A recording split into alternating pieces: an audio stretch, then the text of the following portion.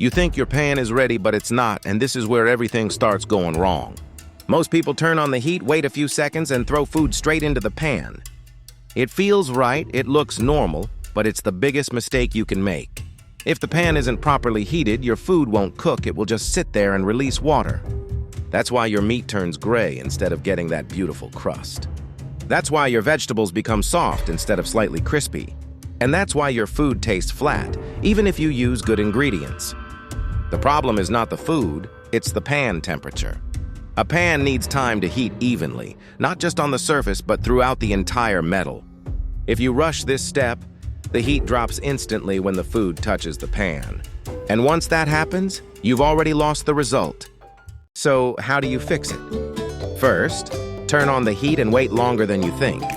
Don't guess, watch the pan. Look for subtle signs like heat waves or a slight shimmer on the surface. Then add a small drop of water. If it sizzles and evaporates immediately, the pan is still too cold. If it forms small bouncing droplets, now the pan is ready. Only at this point should you add oil.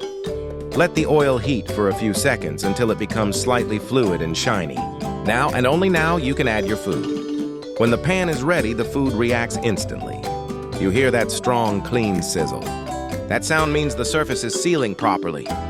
This is how you get a golden crust instead of a wet, pale result. This single step changes everything. Same ingredients, same pan, completely different outcome. Most people never realize this, and they keep blaming recipes. But cooking is not just about ingredients, it's about control. Control of heat, timing, and small details that make a huge difference. Fix this and your food instantly improves. Ignore it, and nothing else will work properly. Now you know exactly why your food wasn't coming out right.